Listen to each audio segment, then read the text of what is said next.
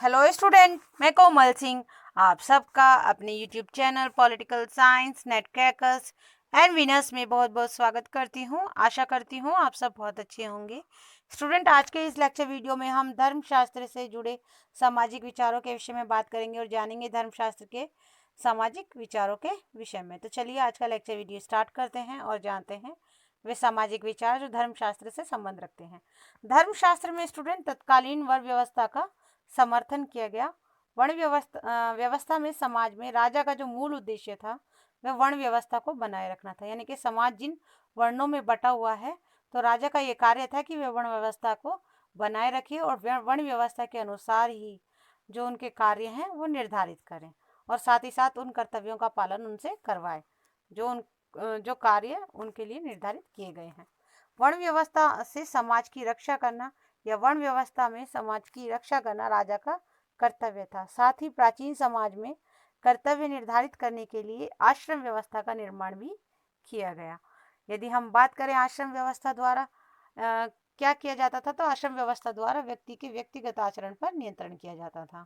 धर्मशास्त्र के अनुसार समाज में 4 प्रकार की आश्रम व्यवस्था थी। पहली ब्रह्मचार्य आश्रम व्यवस्था, जिसमें क्या किया जाता था, विद्या अर्जन की जाती थी और ब्रह्मचार्य का पालन किया जाता था, जिसकी अवस्था थी जन्म से 25 वर्ष तक। दूसरी अवस्था थी गृहस्थ आश्रम अवस्था, जिसमें परिवार का पालन पोषण किया जाता था, जो 25 से 50 वर्ष तक चलती थी। तीसरी थी वानप्रस्थ आश्रम व्यवस्था, जिसमें घर में रहते हुए सांसारिक कार्यों से अलग खुद को कर लिया जाता था, जो 50 से 75 वर्ष की अवस्था थी। अगली जो लास्ट अवस्था थी वह थी संन्यास आश्रम अवस्था, जो वन में जाकर या तो तपस्या कर कर पूर्ण की जाती थी या ईश्वर का जप करके पूर्ण की जाती थी। और यह अवस्था का जो काल था वो था 75 वर्ष से 100 वर्ष का अवस्था का। एक चीज आप नोट करके याद रखिएगा स्टूडेंट, धर्मशास्त्र में मनु महाराज के अनुसार व्यक्ति का मूल उद्देश्य मोक्ष की प्राप्ति थी। ठीक है स्टूडेंट, धर्मशास्त्र में धर्म के अनुकूल ही आचरण करने पर बल दिया गया है, क्योंकि धर्मशास्त्र पूर्ण रूप से एक आप ये कह सकते हैं कि धार्मिक शास्त्र है, जिसमें धर्म का ही मूल रूप से उल्लेख है और धर्म पर ही सबसे ज़्यादा बल दिया गया है।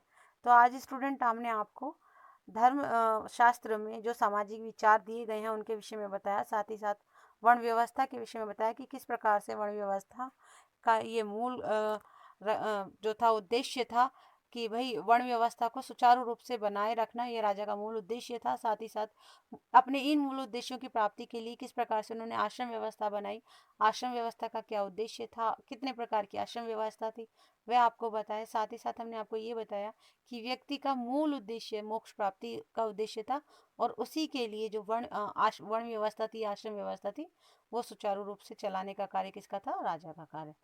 तो धर्मशास्त्र के सामाजिक विचारों के विषय में बताया। नेक्स्ट लेक्चर वीडियो में हम आपको धर्मशास्त्र से जुड़े दूसरे विचारों के विषय में बात करेंगे।